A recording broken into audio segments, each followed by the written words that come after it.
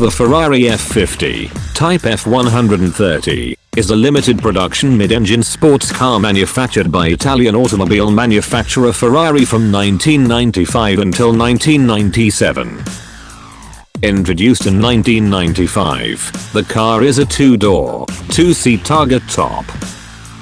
The F50 is powered by a 4.7L naturally aspirated Tipo F130B 60-valve V12 engine that was developed from the 3.5L V12 used in the 1990 Ferrari 641 Formula 1 car. The car's design is an evolution of the 1989 Ferrari Mythos concept car. A total of 349 cars were made, with the last car rolling off the production line in July 1997.